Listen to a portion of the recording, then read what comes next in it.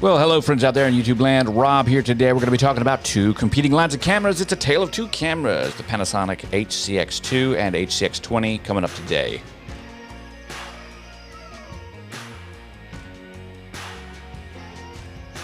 This is a very exciting conversation to have when we're talking about these cameras. I cannot wait to chit-chat about them with you. The HCX2 is live and hot on the heels of the HCX1, but really the HCX350, yeah, you know, the AG350.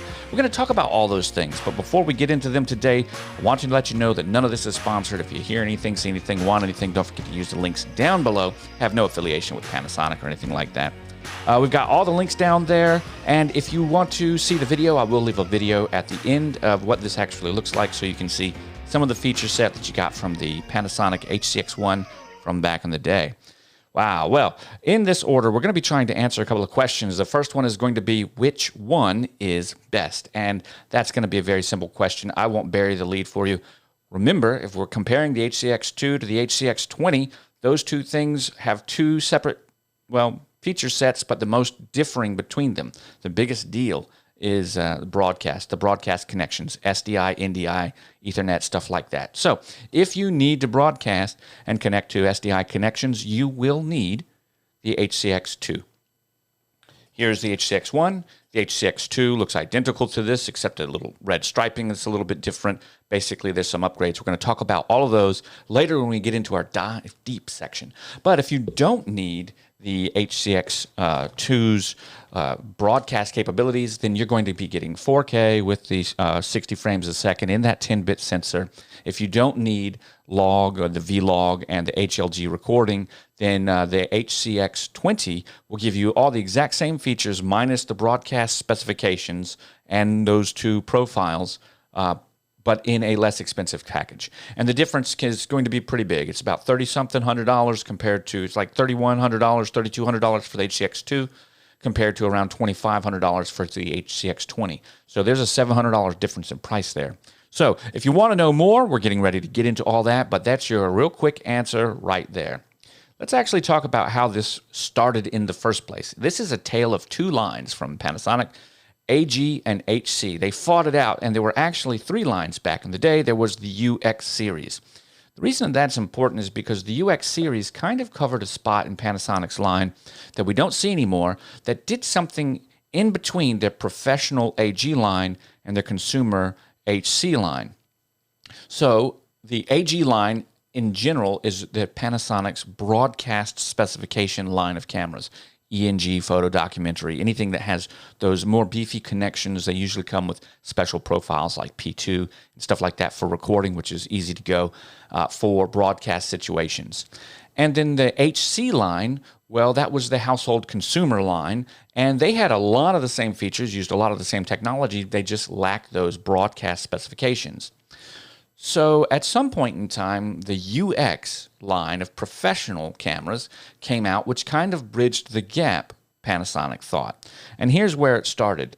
Well, it started before this, but here's a little look-see. Here's the HCX1. You see my mouse is floating around 2016 into 2016, 2017. We've also got in this area, in this time down here, the HCX1000, the HCPV100, AC30. These get into smaller sensors as we go down, larger sensors as we go up on this particular slide. And this is specifically talking about the HCX1 right here and the CX10 as it regards to introduction of their new line of 10-bit small sensor, 1/2.5-inch type camcorders. Now, you guys know I've got the 1/2.5 HCX2000, the HCX1500, and the CX10 all share the same camera. The difference is the connections and the network interface specifically for broadcast spec, but on the 2.5-inch sensor type. Well, you know I like that quite a bit. And you can see that there's a big difference here, almost 4 years of difference between introduction of the HCX1 and the UX170. The UX170 is the same concept of the UX180 that we see right here. Now, the reason that's important is because this camera is a 2016 camera, the UX180 is a 2016 camera, and these lines are going to develop into what we know today as the UX or the HCX2 and the HCX20. And people may easily think that the HCX2 is the direct successor to the HCX1, but it's not. Actually, the HCX2 has more in common with where the UX180 and the UX90 fit in the lineup, but not so much anymore. Maybe not so much the UX90. The HCX, the UX90 actually is going to be killed off completely. In fact, it's going to go along the way of the dinosaurs with the UX line altogether. And here's why. When we look at the slide that we see right here, we realize that there's not really a lot of space. We've got a 1-inch sensor camera, 8-bit. All of this is 8-bit up to 2019, which is 10-bit. So we've got a 1-inch sensor camera, and then we've got 1/2.3-inch sensor cameras, and that's it, right? So when the UX series came out, Panasonic was attempting to bridge the professional broadcast requirement with the consumer requirement and give something in a more prosumer category. They came up with a brilliant camera called the UX180. That's the big brother to the HCX1. It has all the same features of the UX180, the HCX1 shares, except for one key difference. It does not have SDI outputs, nor does it have Ethernet. That was important because the HCX1 did not have broadcast connections for use on a news truck, things like that. Now, everything else was the same between the HCX1 and the UX180. The zoom, the sensor, the lens, the image stabilization, the interface, all of that stuff.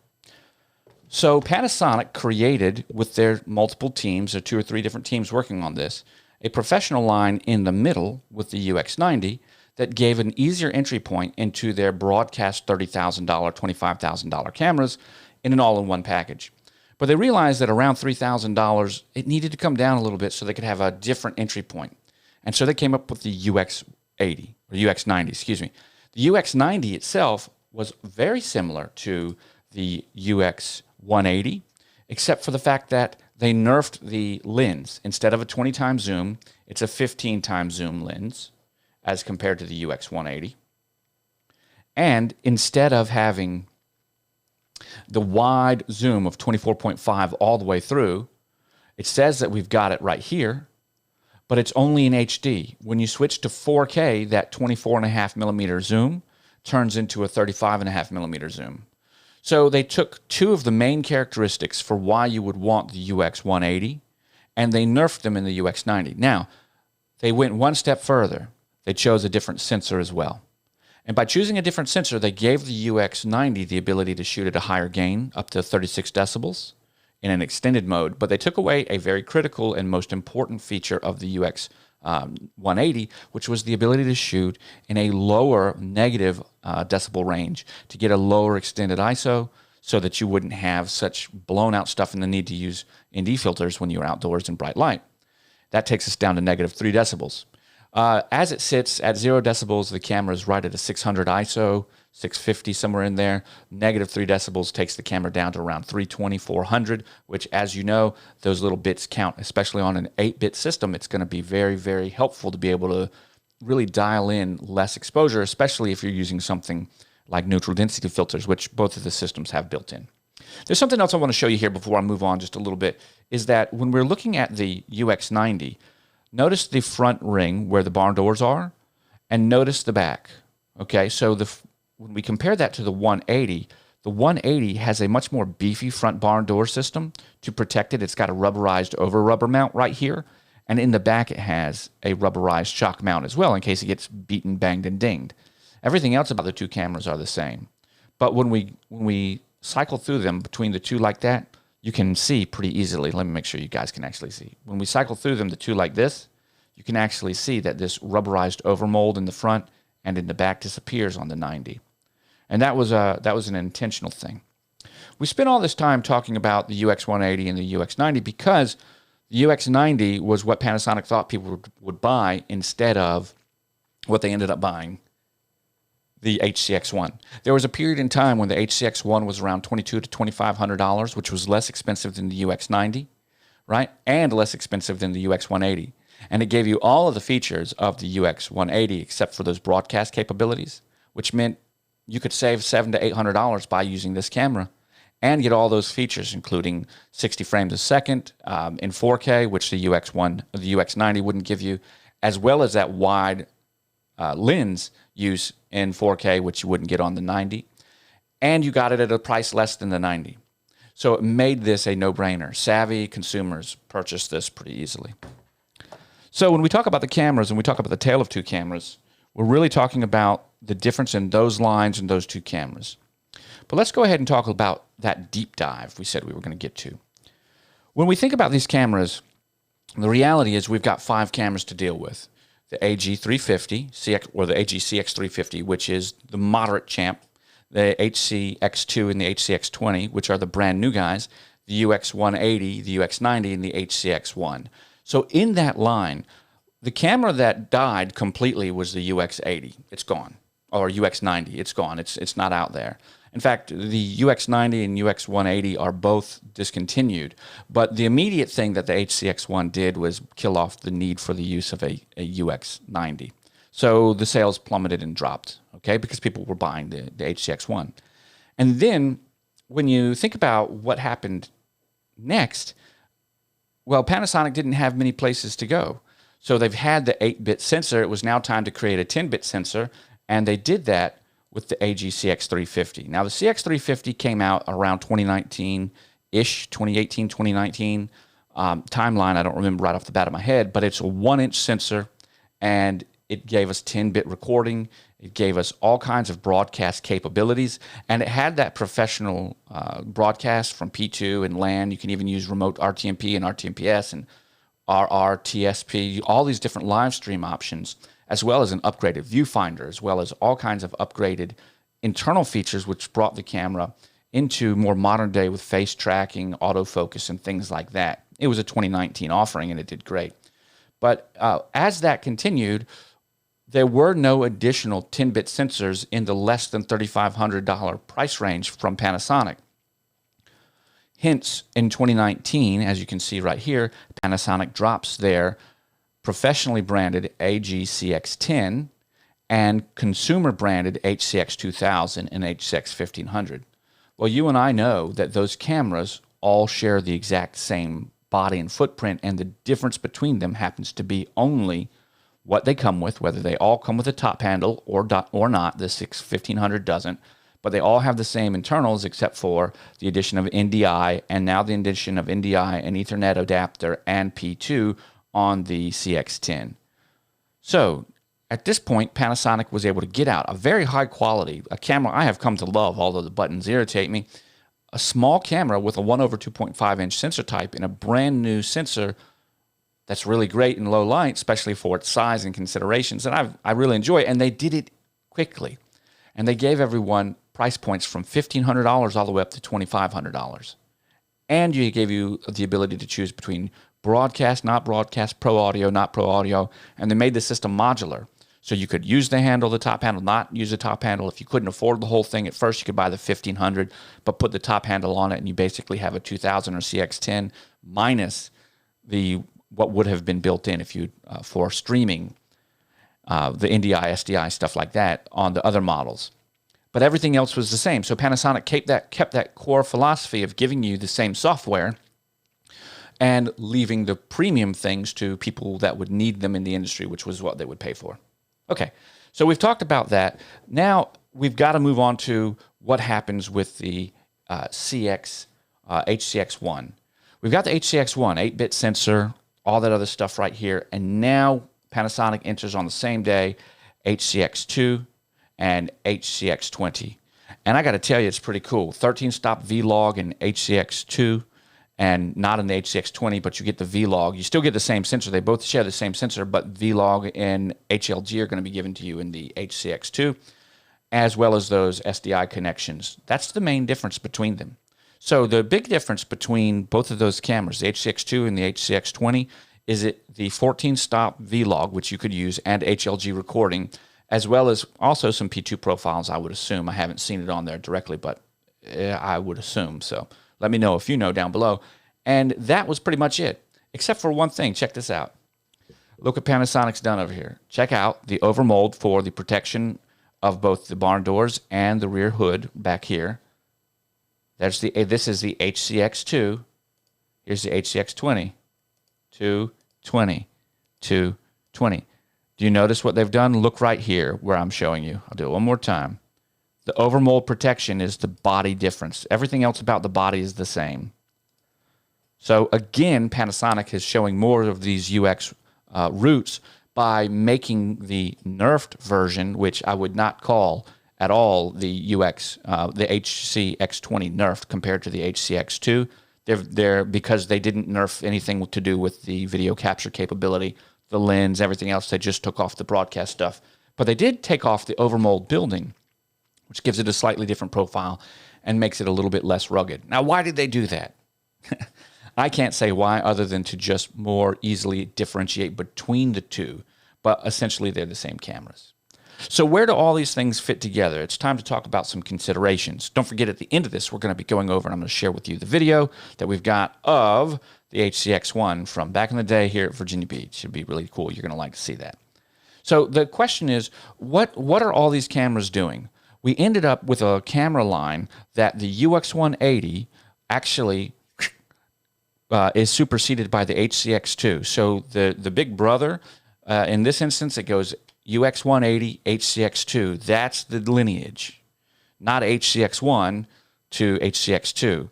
And the reason is the broadcast capabilities, right? Because the concept and the purpose of the UX180 and the concept and the purpose of the HCX2 more appropriately align. Now, whatever happened there? The UX90, right?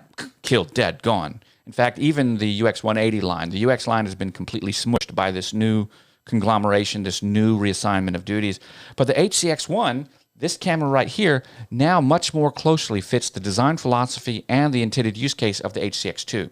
Except one major thing, everything else aside, because the HCX2 doesn't have the overmold in the build, we don't get that overmold on the front and the back like we did.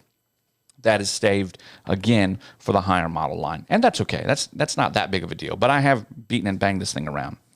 So now that we know that there, you've got three cameras to consider. You've got, once again, Panasonic's in that position, except now it's more tailored towards industry specific. And that's where the question at the very first came. Which is best? Well, the answer is still the same. If you're going to do broadcast type of operations, now you have two cameras to choose from. You've got the you've got the AG350 and you've got the HCX2. And if you're not going to do broadcast operations, you've got the HCX20 to choose from. So Panasonic did a great job on differentiating those, and the difference is only a few $100s between the 30, the 350, the AG-CX350, and the HCX2. Between those two, the HCX2 is probably more suited for most people, and the AG-CX350 is more industry-specific for broadcast and news operations. Well, there you have it. We're going to go ahead and talk now with those considerations about one thing right here, and that is the specs. So the HCX1, same as the UX80. If you do have a chance to pick up an HCX1 or UX180, get whichever one is cheaper, especially now that prices are dropping. You're going to see the video here in just a moment. In fact, we might play that right now while I'm chit-chatting, so you'll have something to look at. So we're going to go ahead and do that. Yeah, something to listen to. All right, so this is recorded from the UX180 HCX1 sensor right here in Virginia Beach. So the difference between the HCX1 and UX180, if you can pick one up, go ahead and grab one. You should be able to get them for cheap. But if you're spending close to the same amount of money that you would on a HCX2, go ahead and get the HCX2.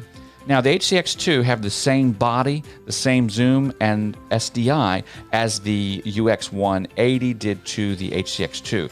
With the HCX20, you don't get that SDI. But what the HCX2 does give you over the UX180, and why you'd want it, is that 10-bit, that Vlog, that HLG, that 13 stop of dynamic range when using Vlog, which is really great, that global shutter, as well as 24-bit 4K audio, 24-bit 48K sample rate audio, and SDI. You get all of that also on the HCX20 except the SDI, and the Vlog, and you don't get that 13 stop dynamic range directly because you had to be in Vlog to get that. Which means that when you're using the regular sensor, you're going to be probably the same considerations for highlights and shadows as you normally would. My testing between the new sensors in the HCX2000 and the UX180 HCX1 shows that even though the sensor was smaller, the newer technology made the sensor better. So low light and things like that were better.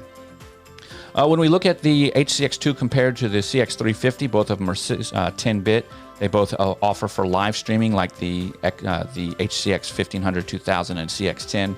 The CX350 and the HCX2 are going to offer upgraded OIS compared to previous models, as well as upgraded LCD. And that's where you're going to see the most important parts of it, because the UX180, the HCX1, and the UX90 had terrible viewable screens, LCD screens. They were horrible, and they weren't powerful enough to show both the screen and the viewfinder at the same time. Overall, the CX350 and the HCX2 and HCX20 are going to be the most powerful systems that Panasonic is offering currently, and those are things that you're going to want to take into consideration as you're continuing your search for a camera and camcorder. And finally, as we kind of bring ourselves out at the end of the video, your broadcast specifications for P2 and things like that are going to be more important to those that need it, and you're going to have them offered directly on the HCX2, the CX350. And there's a lot of fun to consider with that. But there we go, my friends. You have it. Wow, that was a lot. What do you think?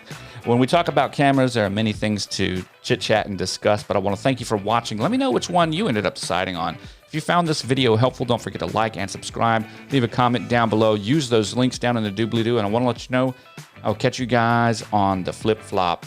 Thanks for watching, and I'll talk to you later.